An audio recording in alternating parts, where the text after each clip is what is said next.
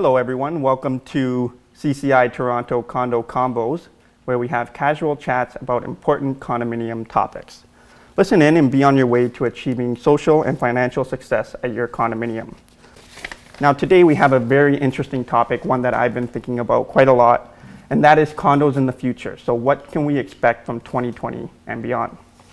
With us we have Sue Langlois from DigiNotice, we have Josh Milgram from Lash Condo Law, and we have Tanya Halleck, CCI Toronto board member, and I am Francesco Dale, a lawyer with Fine and Dale. So to start, a very hot topic that we've all been talking about recently is the property management crisis. And the concern here is mainly that there's a shortage of property managers in the industry, and with that shortage comes an increased responsibility and sort of an obligation for property managers to do more, to take on more. And what I really want to focus on here is what are some of the things that we can do as members of the condominium community to tackle this issue going forward? So Tanya, as someone with extensive experience in property management, what are some impacts that the shortage is having on managers, and what tips might you give to a manager to sort of address that increased workload and that increased responsibility? So first of all, one of the things that came out, why we were calling it a crisis, was the numbers, right? When you talk about math, the math doesn't lie.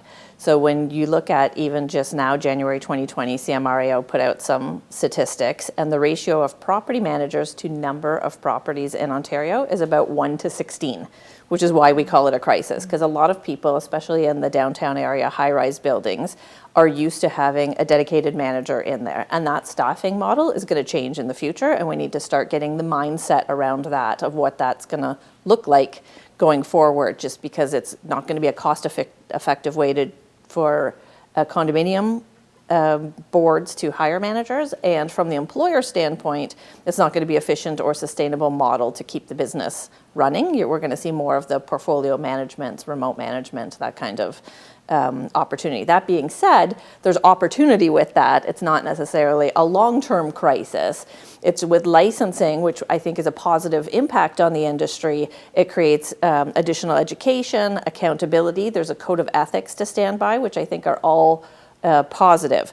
It's the initial hiccups with licensing starting in 2017. We got to get through those growing pains and start getting people into the industry, getting the limited licensees into the general licensee category, and getting new people into the industry. It's a 2-year startup time now with the training that you have to do. So we call it maybe a short-term crisis, but long-term opportunity on elevating the professionalism in property management, even extending to the directors with the introductory education that they have to have with CAO, but CCI obviously can provide them a higher level of that education with some certificates as they complete courses, and get them that extra education that they need to be able to make those decisions, because ultimately the empowerment is with the board of directors, the decision makers, and it's up to the manager as their agent to take that direction and work it out. Some of the strategies are creating a good environment. Managers are now looking for, it's a manager's market, they're looking for a nice place to work, nice people to work for, so there's that changing mindset and having a mindset of compassion when entering the workforce, because it's that work-life balance. When you're in a condo community, you want to be part of the family, but there's some boundaries as well to keep that professionalism part of it. Automation, we're going to see more and more of that come in. Not just the sort of the old way we used to do things when we had fax machines and pagers and things like that. That was our state-of-the-art technology at that time, and now we're moving so quicker, everything's cloud-based, and getting everyone to adopt. Thinking that condos have been around for 50 years and licensing is just coming now is a strange concept to me, but I think that curve is going to ramp up pretty quickly as we go, and it's going to force us to work smarter. Mm-hmm. Absolutely.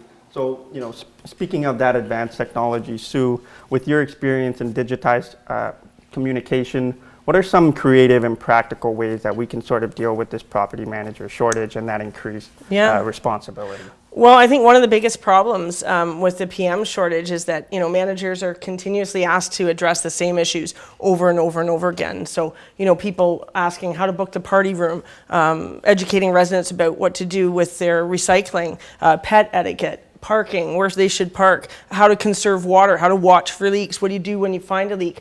All these things a manager has to address over and over. And as a population changes in a building, people are coming, going, moving in, moving out, it's a never-ending cycle. Right. So technology can certainly help with that, specifically a digital screen in an elevator. I know I say that, biased being DigiNotice, but a big part of that is it's the one thing you can be sure that nearly every resident in that building is going to see at least twice a day. Most people, not everyone, but most people have to use the elevator to get home and to get to work. So that's something that you can sort of control the environment. You can control what they see. They can see the notices that they need to see. So that's something that I can certainly see will help. It's like having a 24/7 admin assistant for a fraction of the cost, and that way all the admins that we have now, like Tanya was saying, you know, there's that window to train them up. Let's get on that right away and train them up as fast as possible. All right. So Josh, as condominium lawyers, we're frequently looking at ways to analyze the Condominium Act and help condominiums operate a bit more smoothly. So what are some of the Condo Act tips, if you will, that might help managers use their resources a little more effectively?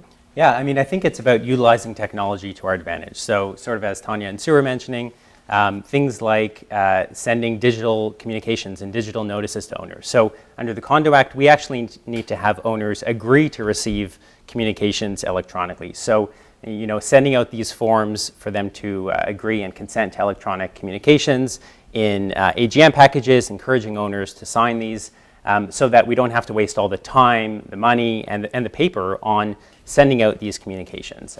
It really would help to ease the administrative burden on managers if we have all the owners actually agreeing to receive these communications electronically. Another thing that we can look at doing is using e-voting or electronic proxy collection platforms. So again, under the Act, we have the ability to do e-voting and to use these electronic proxy collection mechanisms to help streamline the AGMs, streamline communications. You know, instead of waiting until the meeting to collect all the proxies and sort through all of them, we can actually have them being collected the entire time leading up to the meeting. Again, easing the administrative burden on the managers when they need to do these registrations at the meetings. Helping to streamline that whole process would really help to manage the entire PM crisis. Very good points. And just to really emphasize how important it is to get those electronic consents, just imagine how much you can save on paper. So for example, let's say you have a condominium with 200 units in it. You're required to send a number of prescribed notices, and you have to send them. So first we have the periodic information certificate. That has to go out twice per year, and that's about 8 pages on average. So that's 3,200 pages if we're talking about a 200 unit building. But then you have the preliminary notice, which is approximately 5 pages. If you have 200 units, that's another 1,000 pages. And then you have your notice of meeting, which is 30 pages times 200 units, another 6,000 pages. So in total, that's about 10,000 pages in prescribed notice material that you have to send out every year. So you can save a lot of money, a lot of paper, and a lot of resources by getting those electronic consent forms from owners. So moving on, another piece of the future that we'll be hearing about a lot more going forward is the use of IT systems in condominiums. And before we embark on a discussion on different IT components, I'd like to turn to the expert in Sue to tell us a little bit about IT, why it's relevant and important in condominium buildings. Okay, thanks. It's, you know, more and more condos are using the internet. Obviously, I think there's a few basics which might surprise people, but that maybe managers and board directors should be familiar with. Number one, the internet and Wi-Fi are two different things. A lot of people think it's sort of the same thing. The internet is that wonderful thing that we connect to, and Wi-Fi is just a wireless way of accessing the internet without physically plugging in to the modem. So that's something to sort of keep in mind, because it's possible to have internet working and not Wi-Fi, or vice versa. So you know, and with IT systems, certainly a network, understanding what a network is, it's literally comprised of everything that's connected together. Could be your printer, your computer, your digital cameras in the elevators, a screen, and the modem that you pay Bell and or Rogers or another IP provider, ISP for. And so knowing what's on your network is critical. Make a list, make a list, make a list, and make it again. After that, I see Cat5 cables plugged in everywhere. Like it's willy-nilly, it's a Wild West. I've seen routers hanging off the sides of walls. It's crazy out there. But it's one of those things where you get a list. You might have to get an audit, an IT audit. So get someone in who knows networking to do a network audit. Figure out what's on your network, and anyone who ever adds anything to that network should provide you with a schematic, an actual drawing of what it is that they're putting in and what they're affecting, so that, and then the person who did your IT audit, you know, they can double check that and make sure it's okay for something to be added or not. Someone needs to keep track of these things, and I think as the future rolls on, you know, directors are ultimately responsible for that network and what's on it or what fails and whatnot. So that's pretty critical. And it might cost a little bit to get an IT audit done now, but the longer you leave it, the more convoluted it becomes, and it's even more expensive. So good to do it now. Very important. So Josh, speaking of IT, we've heard a lot about digital security recently and digital cameras in condominium buildings. And as you know, we recently had a decision come out in the Ontario Court of Appeal. The Queen versus You deals more with police access and warrants, but it really speaks to what we'd like to call a reasonable expectation of privacy. So with digital security becoming so prevalent, what advice would you be giving to a condominium corporation really looking to utilize digital security? Yeah, I mean, privacy is a huge issue right now in the digital age, and we're dealing with all these different types of digital enhancements. So the Court of Appeal case that came out recently, as you said, dealt with police presence on the property, whether a corporation can grant the police to access the common elements and also install covert video surveillance. So, you know, the case revolved around a person's reasonable expectation of privacy on the common elements. And there's a whole bunch of different factors that play into that. You know, how big is the building? Is the area under lock and key that we're talking about? Does the public have access to it? Is it something like a parking garage? Or is it, you know, closer to somebody's unit? So all these factors can really impact a person's expectation of privacy in these different areas. So basically, a condo corp can't allow the police to install covert video surveillance because the Court of Appeal said, you know, that's not in line with a person's expectation of privacy in their condo building. But a condo corp can allow the police to access the common elements. And obviously, if there's a warrant, that's sort of a different story. But without a warrant, they can't just consent to it. So this really interplays in the idea of passing video camera surveillance policies and privacy policies to help guide owners, to let them know, you know, why are these video cameras in place?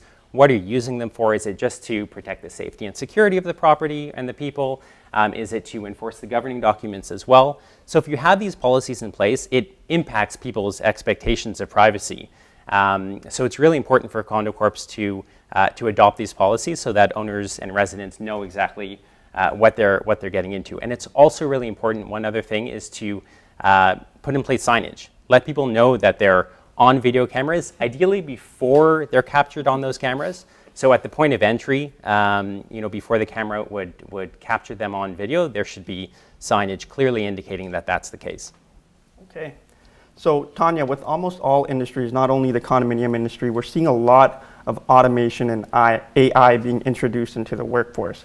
So for condos, the idea of remote security comes to mind. So what is remote security to you, and what are the potential pros and cons with remote security? Huge topic. We could spend a whole couple hours on doing that. But in summary, I just want to add to something that Sue had said about the IT and infrastructure and network.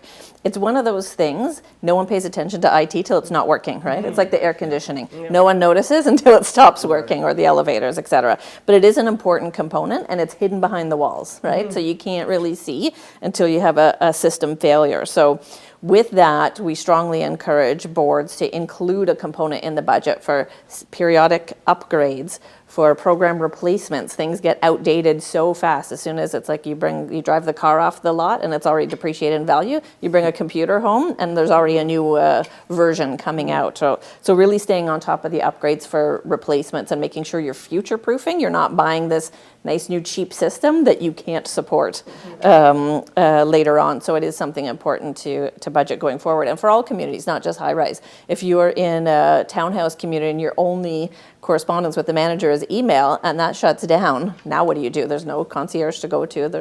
There's no communication going that way. So that's important. With remote security, I could argue both sides of it. I think it's a false sense of security to call it that. What that means generally is you have, instead of having personnel on site, you push a button and you're just talking to a voice in a box, or maybe there's a video screen with an animated character or something on there. And a lot of times it's used for access control, which really gives everyone access because there's no way of verifying that that's the legitimate person authorized to go into a building. I know of some condos that have storage areas like that where you buzz and some remote person lets you in to get your package and you go, oh, what would I like here? That clock is nice. Look at all these Amazon packages, and you can't, so that's why I say maybe it's a deterrent to show there's some kind of security, but there's really no response. It might be cheaper, so maybe boards are looking at it from that. It's cheaper than having a person there, but then you don't get any kind of reaction time and you don't get any kind of checking. So depending on what the value to the residents and the board is how you make those decisions. I'm not saying don't do it, but I'd be careful in the applications to it and not relying on that as security per se. Okay. And now with our last round, what we're going to do is a bit of a rapid fire here. We're going to look closely into a crystal ball, and we're going to give our predictions for the future. So Josh, what are your predictions for the future? Yeah, so with CAT right now, we're only dealing with records disputes, and there's been a very quick evolution of different cases that have come out of CAT dealing with records disputes. We're going to very soon, I think, start seeing cases dealing with nuisance and other types of disruptions, pet parking provisions and governing documents, and interestingly, also indemnification and chargebacks. So there's going to be a process under the Condo Act where a condo corp wants to charge back a unit owner for a certain cost that they've incurred, and there's going to be a mechanism for owners to challenge that through CAT. And during that period that the case is going through CAT, there's sort of going to be a pause on the lien period, so that the condo corp can't charge back that amount and lien for that during that period until it's done through CAT. So I think we're going to see some really interesting cases come out of CAT dealing with this. Some interesting challenges for condo corps when trying to respond to these cases, some of these cases from owners. But it should be a pretty quickly evolving area of law, and we might see it as early as July 1st of this year. Wow. So we'll definitely look out for that expanded CAT jurisdiction. So Tanya, what do you see in the crystal ball? Well, you're welcome, property managers. Costs are going to increase for management services. I see you. Just because of the increased roles and responsibilities, and it's career changing now. If there's complaints, disputes, you could lose your license. You could be out of not just a job, but a career. So I see that changing environment and more education from the director's side. So maybe we'll see a professional designation or some kind of designation requirements for board members as opposed to volunteers as the decision makers. So that's my future predictions. More openness and transparency, utilizing the AI and the software. I think people should be able to get the information faster and maybe even eliminate the whole records process where it should just be available. I don't know why a lot of the information is secret information when it should be a little more accessible, and the AI will bring that to the forefront where it can be a self-serving service where people can just make a request and automatically it just gets fed back the information that they want. And then the last one is the changing, when I talked about mindset earlier, is changing that what condos are going to look like with respect to multifamilies, what the family status is going to be. We saw the Golden Girls up in Port Perry and sort of that communal living situation, either multi-generational or non-related members, with not just talking about seniors and elderly care with caregivers, but what that dynamic is going to change just because the cost of living is going up and getting into the real estate market is going up. So that whole area is going to change as well, and how we deal with people, the people component. Mm-hmm. Yeah, we'll definitely have to take a look at those single family provisions in the declaration. Mm-hmm. So Sue, what do you see happening? I think it's going to be more about people as well. I think more and more condos are understanding that what makes them different, say, aside from property value or to keep property value high, will be to engage the community. The community seems to be becoming more and more important, and I think having a sort of a condo culture is going to be a bigger deal. You know, you think about developers spending all this time in marketing dollars to make a property what it is, to sell the units, and then as soon as they leave, where does that sort of vibe go? So that's something that I think will increase, and more boards seem to understand that it's the community that really helps drive a social and financially successful condo. All right. Well, those are some excellent predictions for the future. And so looking at some of these topics we discussed, some of them might seem a little daunting or challenging, but I think all of us need to encourage each other in the condominium industry to really take advantage of what the future might bring. For example, we have new technology, better sustainability, building automation systems, EV charging systems, remote security, electronic communication, and the list just goes on and on. So really we need to embrace these changes, and hopefully we'll see great opportunities for condominium corporations to improve in the future. So with that being said, a special thank you for being here, Tanya, Josh, and Sue, and thank you for your excellent insight, and thank you for the viewers to tuning in to another edition of CCI Toronto Condo Convos.